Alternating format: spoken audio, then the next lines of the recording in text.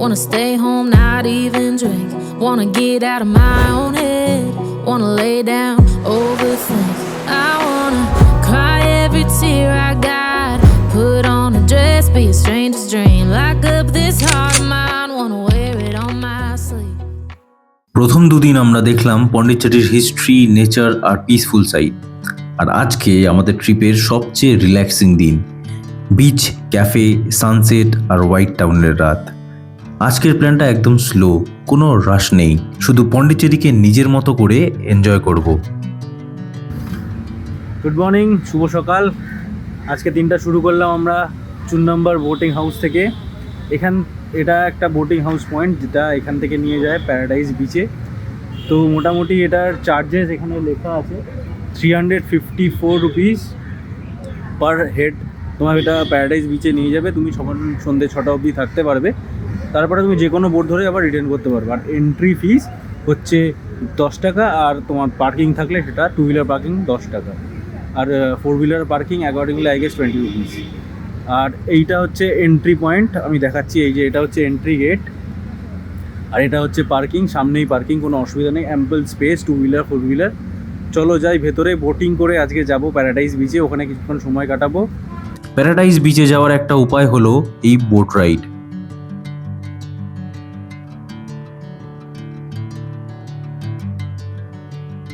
যেমন বললাম, এইটা হচ্ছে টিকিট কাউন্টার বোট রাইডের জন্য। এখান থেকে টিকিট কেটে এই যে আমার পেছনে দেখা যাচ্ছে যে বোটগুলো দাঁড়িয়ে আছে, এই বোটগুলো করেই আমরা প্যারাডাইস বিচে যাবো। ও আর একটা জিনিস আমি দেখিয়ে দিচ্ছি তোমাদের, তোমরা যদি বোটে করে না যেতে যাও তাহলে যে ব্রিজটা আছে, এই ব্রিজটা দিয়ে বাইকার বা বাইক স্কুটি করে গিয়ে লেফট নিয়ে সোজা একটা রাস্তা গেছে, সেখান দিয়ে তোমরা যেতে পারো। বোট ছাড়তেই দুদিকে শুধু সবুজ গাছ, ব্যাকওয়াটার আর একদম শান্ত পরিবেশ। মাঝে মাঝে মনে হচ্ছিল যেন কোনো নেচার ডকুমেন্টারির মধ্যে দিয়ে যাচ্ছি। প্রায় 19-20 মিনিটের রাইডের পর পৌঁছে গেলাম প্যারাডাইস বিচ। বোট রাইড করে চলে এলাম প্যারাডাইস বিচ। এই যে প্যারাডাইস বিচে এবার ঢুকবো। এই যে প্যারাডাইস বিচের এন্ট্রি, আর এই যে পুরো বিচটা পুরো ওই দূর অবধি। ওখানে বোধহয় অ্যাক্টিভিটিস হবে, দেখবো ওখানে গিয়ে যদি কিছু করা যায়। এই পুরো বিচটাই প্যারাডাইস বিচ। লেটস গো, দেখি ভেতরে গিয়ে কি আছে। নামটা কেন প্যারাডাইস সেটা এখানে এসেই বোঝা যায়। Long stretch of soft golden sand, crystal clear water আর কম্পারেটিভলি অনেক ক্লিন বিচ। আমরা এখন প্যারাডাইস বিচে চলে এসেছি। বিচটা খুবই সুন্দর, দেখতেই পাচ্ছ চারিদিকে বিচটা খুবই সুন্দর, মানে one of the best beach I have seen. আমি 3 দিন ধরে এখানে রয়েছি।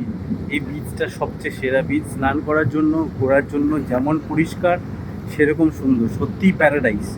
প্যারাডাইস বললে শুধু কথায় প্যারাডাইস না, সত্যিই প্যারাডাইস। দারুণ বিচ, খুব সুন্দর হরাইজন, ক্লিন ওয়াটার। একবার বিচটা আমি তোমাদের ভালো করে দেখিয়ে দিচ্ছি। বিচটা দেখো, আর জলটাও দেখো কত সুন্দর, সবাই স্নান করছে। আমি একবার ঘুরিয়ে মনে দেখাচ্ছি।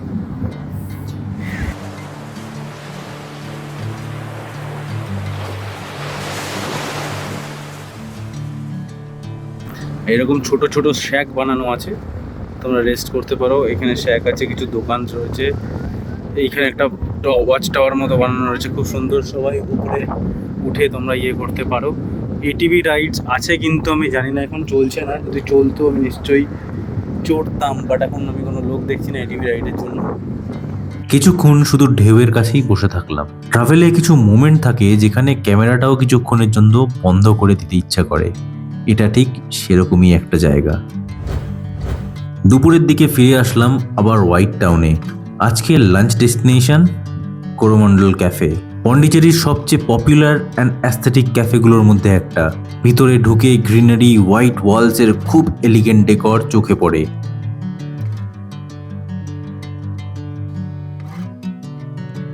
দুপুরে লাঞ্চ করতে এসেছি the one of the most aesthetic cafe in Pondicherry, the Coromandel cafe. চলো তোমাদের এর ভেতরটা দেখাই।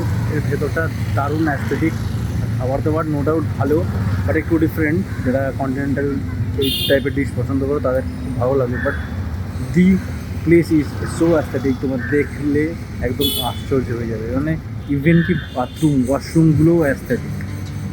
ফুড প্রেজেন্টেশন দারুণ, অ্যাম্বিয়েন্সও একদম রিল্যাক্সড। এখানে বসে লাঞ্চ করার সময় বুঝতে পারবে কেন পন্ডিচেরিকে অনেকে ইন্ডিয়ার লিটল ইউরোপ বলে।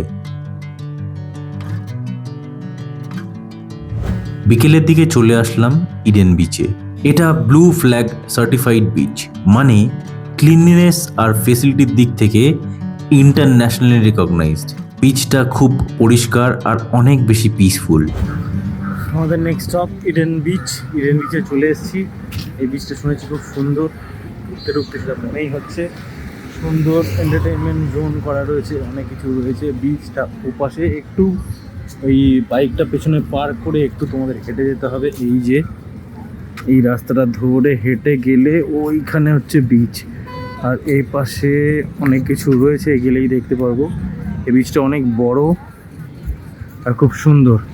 বাকিটা তোমাদের বিচের ধারে গিয়েই দেখাচ্ছি। আর ও হ্যাঁ, এই পাশে মার্কেট মতো রয়েছে, এই যে প্রচুর দোকানপাট রয়েছে।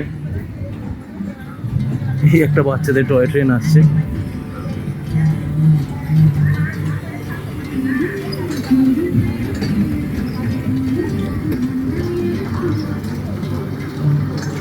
বাকিটা আমি এখান দিয়ে গিয়ে ওখানে ওয়াক করে বাকিটা দেখাচ্ছি।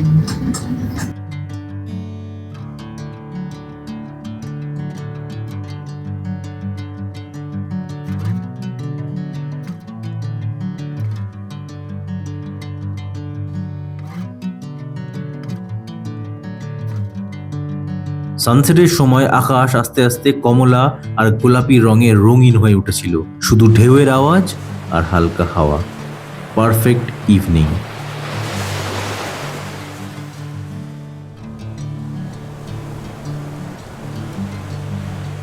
আমার মতে এটা সবচেয়ে সুন্দর বিচ, ইডেন বিচ। আর যেই বিচ দেখো কিনা দেখো, এই বিচটায় অবশ্যই এসো। এই বিচটা মাস্ট ভিজিট 100% রেকমেন্ড। এই বিচটা অসাধারণ। Pondicherry's one of the best beach is Eden beach. আমরা তো এনজয় করছি, তোমরা যখন পন্ডিচেরিতে আসবে এই বিচটা মাস্ট ভিজিট।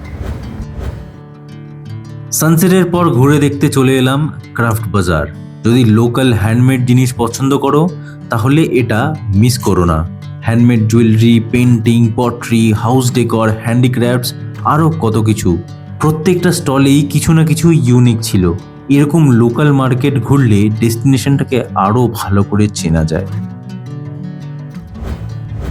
শপিংয়ের পর একটা কফি ব্রেক তো দরকার, তাই চলে আসলাম দ্য প্রমেনেডের ক্যাফেতে। রক বিচের একদম পাশে বসেই গরম কফি হাতে নিয়ে সমুদ্রের দিকে তাকিয়ে থাকার একটা আলাদাই ফিলিং আছে। সন্ধ্যেবেলা একটা দারুণ ক্যাফেতে বসে আছি। Cafe D Pondicherry. যদি তুমি এই বিচে, রক বিচে আসো তাহলে কোল্ড লাইট হাউসের পাশেই ক্যাফেটা আছে। দারুণ অ্যাকচুয়ালি ক্যাফে, একবার এসে ট্রাই আউট করতে পারো। আমি জাস্ট একবার ঘুরিয়ে দেখিয়ে দিচ্ছি ক্যাফেটা কেমন, দেখলেই তোমার ভালো লাগবে ক্যাফেটা। বাট হ্যাঁ, প্রাইস পয়েন্টটা একটু খেয়াল রাখতে হবে। This is at a bit steeper side, একটু প্রাইসটা বেশি। বাট সেটা যদি তোমাদের পুষিয়ে যায় তাহলে তুমি ভিজিট। আমরা কফি অর্ডার দিয়েছি আর ক্রসন অর্ডার দিয়েছি। দেখি আসলে আমি খাবারটাও দেখাবো, বাকি আমি ঘুরিয়ে একবার ক্যাফেটাকেও দেখাচ্ছি।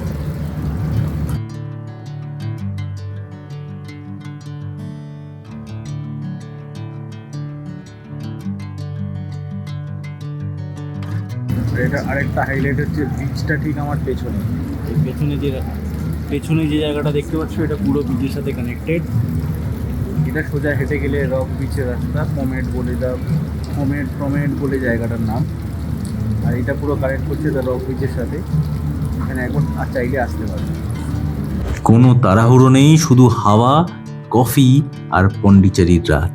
আর তারপর আজকের দিনের সবচেয়ে মেমোরেবল পার্ট, হোয়াইট টাউনের রাস্তায় স্কুটি নিয়ে বেরিয়ে পড়লাম। ফ্রেঞ্চ স্টাইল বাড়িগুলো, হলুদ স্ট্রিট লাইট অ্যান্ড অলমোস্ট ফাঁকা রাস্তা। মনে হচ্ছিল পুরো শহরটা আস্তে আস্তে ঘুমোতে যাচ্ছে। স্কুটি চালাতে চালাতে কোনো ডেস্টিনেশন ছিল না, শুধু এই সিটির ভাইবটা এনজয় করছিলাম।